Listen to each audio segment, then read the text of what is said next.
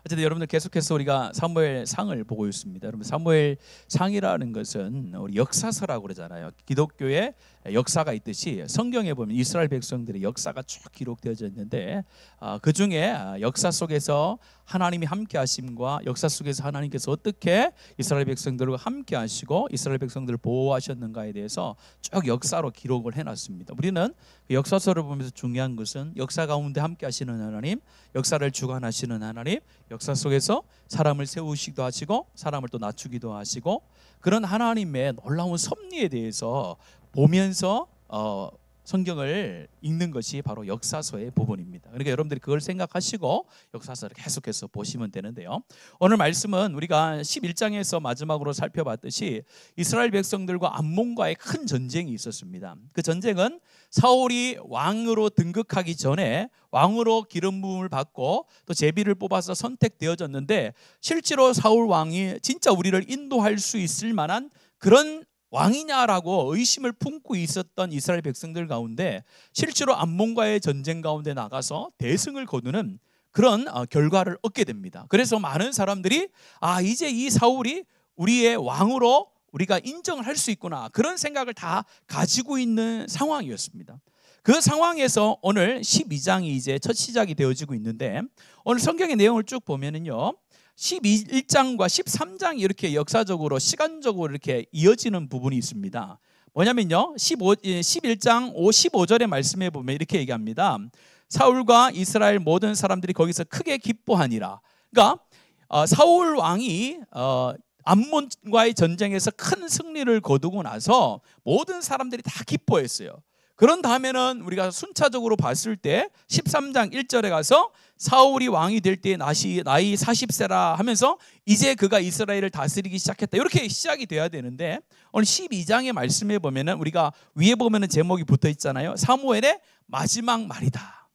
이 12장은요 역사적으로 흐름 속에서 이제 사무엘의 마지막 설교, 어떻게 보면 마지막 퇴임 설교가 기록되어 있는 부분이 12장입니다. 그러니까 이 사무엘의 입장에서 오늘 봤을 때 이 12장이 그의 마지막 고백이고 마지막 하나님 앞에서의 자신의 모습을 검증받는 귀한 어떤 말씀이 기록되어져 있다라는 겁니다. 그래서 제가 1절부터 5절까지의 본문을 정하면서 이 사명자에 대한 제목을 붙였는데요.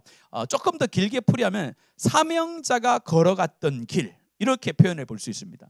사무엘이라는 한 사람이 소명을 받고 사명자로서 살아가는데 그 마지막에 많은 사람들 앞에서 사명자로서 나는 이렇게 살았는데 너희들이 그것의 검증자들, 너희들이 그것의 인정자들이 되었으면 좋겠다라고 하면서 하나님과 또 첫 번째 왕으로 등극하는 사울과 이스라엘 백성들 앞에서 자신이 사명자로서 끝까지 그 길을 갔다라는 것을 증명하고 있는, 증명받고 싶은 모습이 오늘 본문에 기록되어져 있습니다. 오늘 이걸 보면서 사명자로서 이 사무엘이 어떠한 삶을 살았는가를 한번 세 가지로 간략하게 볼 수 있는데 첫 번째는 이 고별사에서 이 자신의 하나님의 부르심, 소명이라고 하죠. 하나님의 부르심, 소명 가운데 절대적으로 순종하는 것을 볼 수 있어요. 어디서 그걸 볼 수 있냐면요 오늘 말씀에 보면은 이렇게 말합니다. 이 이스라엘 백성들을 다스릴 때에 삼중직을 맡은 사람이 있었거든요. 누구냐면은 그 삼중직을 맡은 사람이 성경에 3명밖에 안 나와요. 오늘 나오는 사무엘, 그 다음에 누가 있을까요? 이전에 모세가 있고 그 다음에 예수님, 이 3사람만이 사사와 선지자와 제사장의 역할을 다 감당했던 사람이거든요. 그런데 오늘 말씀해 보면은 그의 마지막 이제 중대한 결정을 가지고 내가 하나님 앞에서 내 삶을 다 살았다라고 이야기를 하면서 그의 끝을 맺고 있는데요. 오늘 말씀해 보면은 이렇게 얘기합니다. 2절에 말씀해 보면 이렇게 말합니다. 이제 왕이 너희 앞에 출입하느니라. 보라, 나는 늙어 머리가 휘어졌고 내 아들도 너희와 함께 있느니라. 내가 어려서부터 오늘까지 너희 앞에 출입하였거니와 라고 하면서 이제 마지막으로 자기가 받았던 사명의 길에 있어서 마지막을 하면서 이 하나님께서 자기를 부르신 거기 선까지만 자기 자리를 지키는 모습이 잘 나오고 있어요. 자, 오늘 사무엘이 지금 사울에게 삼중직 중에 무엇을 넘기는 장면일까요? 이전 말씀드렸죠? 삼중직이 뭐라고요? 사사와 선지자와 제사장인데 요 3개를 다 넘기지 않아요. 오늘 말씀해 보면은 이 사울에게 이 세 개 중에 하나만 넘기거든요. 뭘 넘깁니까? 그렇죠. 사사로서의 그걸 넘겨요. 제사장과 선지자직은 자기가 가지고 있고, 사사로서 이스라엘을 정치적으로 이렇게 다스리는 그 역할만 넘겨주고 있거든요. 근데 이것이 쉬운 결정이 아니었다라는 거예요. 우리가 앞에서 살펴봤듯이 뭔가 문제가 있을 때마다 이스라엘 백성들을 누구를 찾았습니까? 이전에 사무엘을 계속 찾았잖아요. 사무엘을 계속 찾았어요. 그런데 한 번 전쟁에서 승리했다고 해가지고 이제 그에게 권력을 넘겨준다라는 것이 참 인간으로서 쉽지 않은 결정이었다는 거예요. 그런데 사무엘은 명확하게 알았어요. 자기의 소명이 어디까지인 줄요? 여기까지인 줄을 딱 알았어요. 자기는 하나님 앞에서 사사와 또 선지자와 제사장으로 부름을 받았는데 어디로는 부름을 받지 않았다는 거예요? 왕으로서는 부름을 받지 않았다는 걸 명확하게 알고 있었어요. 그래서 오늘 이후로는요, 이 사사로서의 역할을 하지 않고 제사장이라든지 선지자 역할만 사울이 왕이 되었을 때 계속하는 장면이 이제 사무엘 12장 뒤에부터 나오거든요. 이걸 봤을 때에 사무엘은 하나님께서 자기를 부르셨을 때에 어디까지 사역하고 어디에서 멈춰야 되는가에 대해서 명확하게 자기가 순종할 수 있는 그 자리를 잘 지켰다는 겁니다. 이게 쉬운 것 같아도 굉장히 어렵습니다. 예를 들면 이런 겁니다. 우리가 권력을 만약에 100이라는 권력을 가지고 있는데 100이라는 권력 중에 다른 사람이 지도자가 됐을 때 그 권력을 다 이양하기가 쉽지 않습니다, 여러분들. 사람이라는 게 쉽지 않다는 거예요. 그런데 오늘 우리가 잘 알듯이 이 사무엘이라는 사람은 하나님 앞에서 자기가 받은 사명 외에는 그 너머는 결코 욕심을 내지 않았던 사람이에요. 우리가 이전에 우리 드라마를 보면, 특별히 사극 같은 거를 보면은 어떤 게 나옵니까? 왕이 됐는데 그 왕의 권력을 인정하지 않고 누가 다 조절합니까? 왕후가 조절하는 경우도 있고, 또 이전에 왕의 어떤 대신들이 왕을 조종하는 경우가 많잖아요. 그것처럼 뭔가 이렇게 리더십을 이양을 할 때에 자기가 거기에서 딱 멈추고 넘겨준다는 게 그게 굉장히 어렵다라는 겁니다. 우리가 하나님 앞에 소명을 받고 또 소명에 따라서 사명의 길을 갈 때 중요한 것은 뭐냐면요, 하나님께서 나에게 주신 사명을 넘어가지 않는 것이 굉장히 중요한 거예요. 그리고 하나님께서 여기까지라고 했을 때 거기서 멈춰 설 수 있는 믿음의 용기가 있어야 됩니다. 근데 우리가 욕심에 빠지면요, 그 도를 넘어서게 돼요. 내가 주도적으로 교회에서 어떤 사역을 할 때가 있고, 내가 어느 정도 돼서 내가 뒤에서 이제 사역을 도와줄 때가 있단 말이에요. 그런데 내가 계속해서 주도적으로 하는 거, 그것이 하나님의 뜻이 아닐 수도 있다라는 거예요. 또한 내가 멈춰 설 때가 있고 내가 가야 될 때가 있고, 그런 선을 잘 지켜야 되는데 우리의 욕심과 고집과 아집이 있어서 참 쉽지 않다는 거예요. 이것은 우리가 노역이라는 표현을 좀 써요. 우리가 젊은 사람들에게는 이런 일도 있겠지만은, 특별히 교회 안에서는 어떤 젊은 세대들이 어떤 교회 안에서 중요한 위치를 차지해서 그 위치를 놓지 않는다, 그런 경우는 잘 없습니다. 근데 교회 안에서는 이 노역이라는 것이 굉장히 위험하다라고 이렇게 보통 이야기를. 왜냐하면 나이가 들수록, 노년이 될수록 자기가 가진 위치에서 내가 어디까지가 내 사명인지, 또 그 리더십이 어디로 흘러가야 되는지 명확히 알아야 되는데, 그 리더십을 놓지 않는 경우가 굉장히 우리 교회 안과 교계 안에는 많다라는 것이 실제로 우리 교회와 교계 안에 있는 병폐라고 볼 수 있습니다. 그래서 참 안타까웁니다만은, 명확하게 어떤 교회라고 표현을 하지 않지만요, 여러분들 지금은 좀 덜합니다만은, 여러분들 우리 교회는 이 기독교 신문을 많이 받아보진 않지만은, 기독교 신문 한 2개, 3개 정도 받아보는 교회 같은 데서는 행사들이 많이 나와요. 행사들이 많이 이렇게 나오는데, 거기 보면은 행사의 주최자들이 주최하는 부분이 나오고, 거기에 이제 협력해서 일하시는 분들의 직함들이 막 나와요. 보면요 깜짝 놀랍니다, 여러분들. 광고의 반이 사람 이름으로 가득 차 있어요. 뭐로 돼 있습니까? 준비위원, 회장, 부회장, 총무, 쭉쭉 그것만 있는 게 아니잖아요. 뭐가 있을까요? 회장 전에 뭐가 있어요?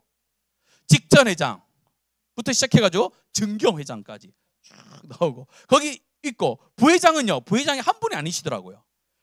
여러분 잘하시네요. 수석부회장. 왜냐하면 그게 이제 수석부회장님이 나중에 회장이 되기 때문에 그렇게 명칭을 정하는 거예요. 근데 사역을 하기 위해서 필요하기 때문에 많이 올려놓은 거예요. 그게 다 잘못된 건 아니지만은 어쨌든 직함이 굉장히 많아요.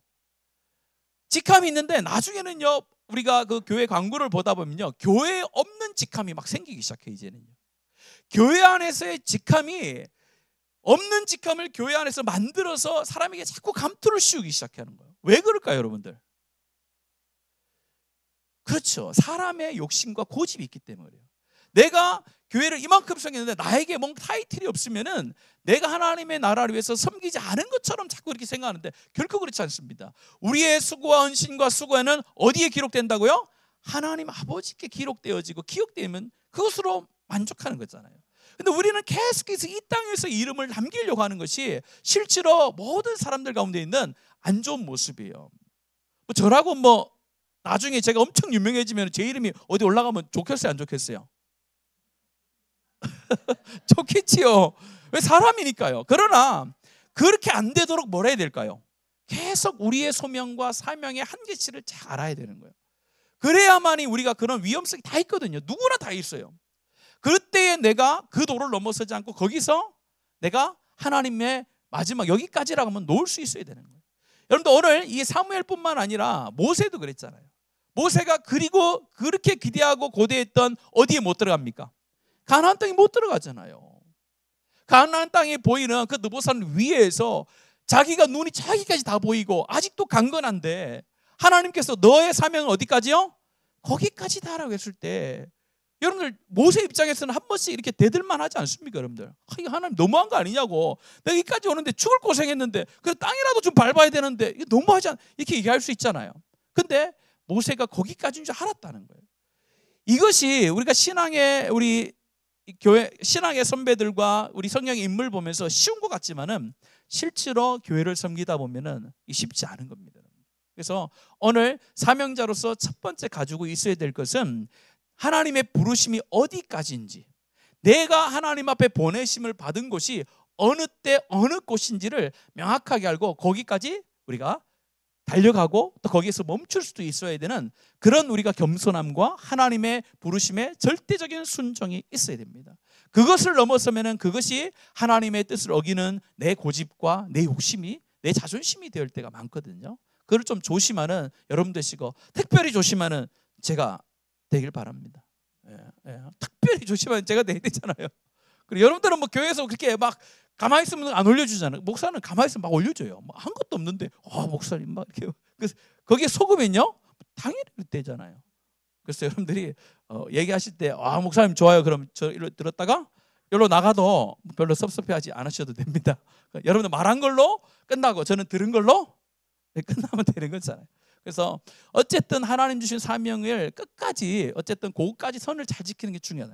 그 뒤에 보면요 좀 다른 내용이 나오는데 여러분들 2절 같이 한번 더 읽어볼게요. 2절 보면은 처음을 이렇게 시작합니다.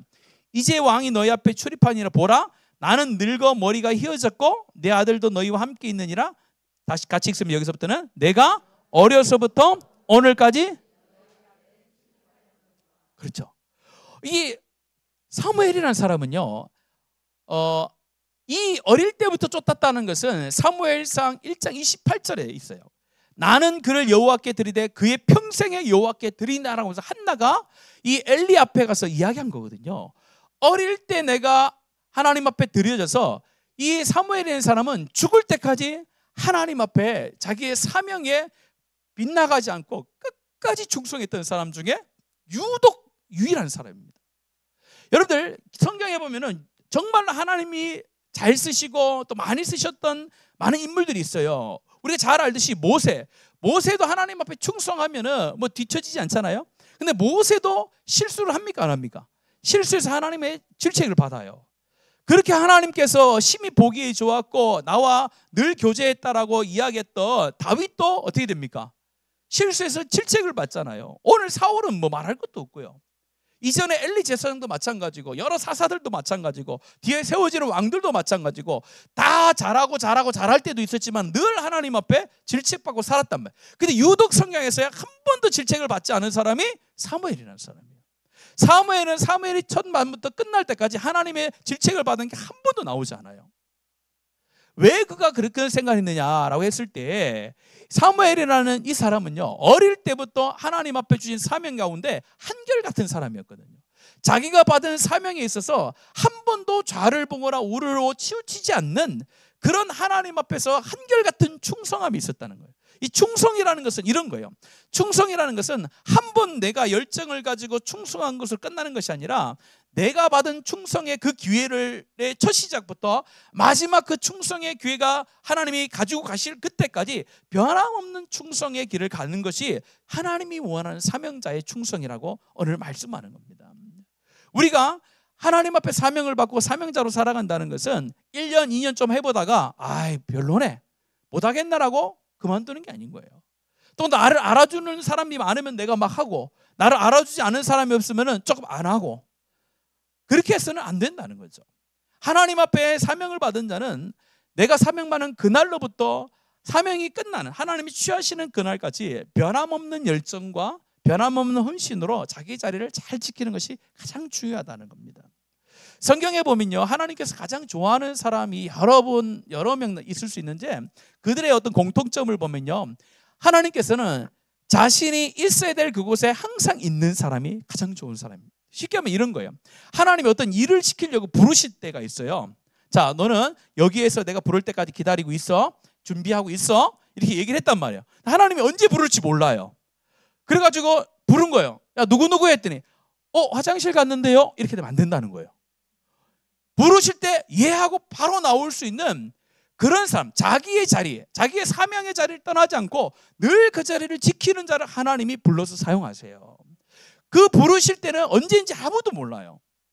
하나님이 사명을 주고 1년 후에 사용할 수도 있고 사명을 주고 2년 후에 사용할 수도 있는데 언제까지나 그 사명을 잊지 않고 그 자리를 지키는 자를 하나님이 사용하시는 거예요. 하나님께서는 능력이 없는 자나 또 부족한 자를 들어 사용하십니다. 왜냐하면 하나님이 능력이 많으시니까요. 그런데 이 하나님의 사용됨에 있어서 가장 중요한 어떤 요건이 여러 개 있지만 그 중에 하나가 변함이 없는 거예요. 하나님을 사랑함에 있어서 하나님 앞에 충성함에 있어서 변함이 없는 거예요. 그래서 변함없이 자리를 지키는 것이 가장 중요한 줄로 믿습니다. 여러분들 교회에서 우리 저번 주에 말씀드렸습니까? 학교에서 요즘에는 가장 중요한 상을 개근상이라고 안 한다고 했죠, 저번 시간에. 왜 그랬습니까? 개근상보다 능력을 먼저 치거든요. 능력을. 근데 그렇지 않죠. 교회 안에서도 개근상이 제일 중요한 거예요. 여러분들 우리가 교회에 오는 보통 보면요, 주일 예배가 있습니다. 오전 예배가 있고 또 오후 예배도 있고 또 이처럼 수요 예배도 있고 금요 기도회도 있어요. 여기 다 오면요 몇 번인 줄 아십니까? 몰라요? 208번 아닙니까? 208번. 52주니까 잘 모르시는가 보네요. 네. 만약에 수요일도 못 오시고 금요일도 못 오실 수도 있어요. 주일 오전만 올 수 있어요. 다 빼고. 자, 4개 중에 다 빼고 4분의 1만 오실 수 있어요. 근데 그러면 52주 중에 주일 예배를 한 번도 안 빠지고 자기의 본교회를 지키는 게 쉬울까요? 어려울까요? 생각보다 여러분 어렵습니다.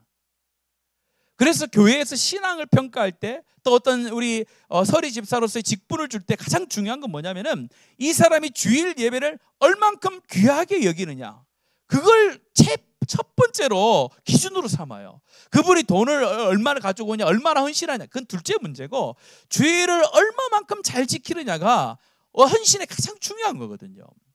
그 자리를 지키는 게 굉장히 중요하다는 거예요.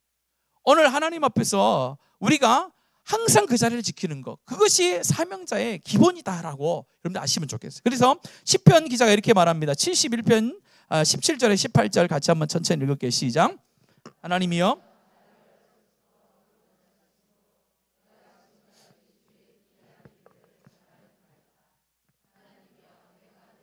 백발이 될 때에도 나를 버리지 마시며 내가 주의 힘을 후대에 전하고 능력을 장래의 모든 사람에게. 오늘 이 고백이 뭡니까? 내가 어려서부터 하나님을 따랐는데 백발이 되어서도 변함없이 뭐요? 하나님, 주님을 따라가는 삶을 살도록 인도해 주십시오. 얼마나 좋은 기도의 또 찬양의 고백입니까?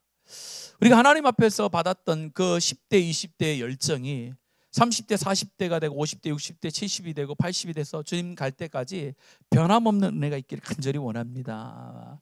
섬김의 모양은 다를 수가 있겠죠. 10대와 20대의 그 젊음으로 섬기는 섬김의 형태와 또 나이가 드셔서 연세 드셔서 교회를 섬기는 모습은 다를 수 있어요. 다를 수 있으나 하나님을 향한 열정과 그 사명에 대한 열망은 변함이 없어야 되고 날이 가면 갈수록 더 간절해야 될 줄로 믿습니다. 얼마나 좋은 교회예요. 그런 교회가 진짜 교회지 않습니까? 정말로 하나님의 교회를 점점점 날마다 사랑하고 자기에게 주신 사명을 날마다 그 자리를 지키기 위해서 더 열정을 내고 그런 모습이 각자의 삶 가운데 있고 그런 모습으로 모든 성도들이 함께 살아간다면 그 사람들이 모인 그것이 바로 하나님이 원하시는 기뻐하시는 교회 공동체가 아니겠습니까? 그런 공동체가 되어지기를 간절히 소원합니다. 마지막 세 번째는요, 3절에서 5절 말씀인데 먼저 3절 말씀만 보겠습니다. 3절입니다. 시작. 내가 여기 있나니 여호와 앞과 그의 기름 부음 받은 자 앞에서 내게 대하여 증언하라. 내가 누구의 소를 빼앗았느냐? 누구의 나귀를 빼앗았느냐? 누구를 속였느냐? 누구를 압제하였느냐? 누구의 손에서 받았느냐? 그리하였으면 내가 그것을 너에게 갚으리라 하니. 지금 이제 누구가 있습니까? 사무엘이 있고 그다음에 사울 왕이 있고 이스라엘 백성들이 있단 말이에요. 요 무리들이 있는 가운데서 이 사무엘이 검증을 받는 겁니다. 내가 사무엘 자기 사사로서 또 선지자로서 제사장으로 역할을 지금까지 하고 있는데 내가 너희들 가운데 불법을 행하거나 내가 너희들 가운데 거짓으로 행하여 누구에게 피해를 주거나 잘못 판결을 내린 게 있으면은 무엇이든지 네가 나한테 한번 가져와 봐라. 그러면 내가 그것에 대해서 다 변상을 하고 내가 잘못을 하겠다. 잘못을 내가 빌겠다. 이렇게 얘기를 하는 거예요. 그만큼 자신의 그 사명자로서의 삶 가운데 정결함과 거룩함과 정직함이 있다라는 것을 강조하는 거잖아요. 그러니까 여러분 백성들이 이렇게 얘기하잖아요. 4절입니다. 3절에 시작. 그들이 이르되 당신이 우리를 속이지 아니하였고 압제하지 아니하였고 누구의 손에서든지 아무것도 빼앗은 것이 없나이다 아니라. 보세요. 모든 백성들이 사무엘을 봤을 때에 사무엘이 보이는 그 삶의 행동은 그 어느 곳에서도 그의 정직함과 또 정결함만 있지 다른 것이 없었다는 것을 역설적으로 강조하고 또 백성들도 인정해 주는 장면입니다. 어떻게 보면은 하나님 앞에 사명자로서 뭐 당연한 것이라고 여겨지지만은 당연하지 않는 시대에 살고 있는 우리 가운데 가장 필요한 것이 바로 사무엘이 가지고 있었던 정직함과 또 물질에 있어서의 정결함이 오늘 이 시대의 모든 사명자들 가운데 필요한 중요한 삶의 모습이라는 것을 가르쳐 줍니다. 많은 사람들이 믿는 자와 믿지 않는 자를 구별할 때에 뭘로 여러분들 구별하겠습니까?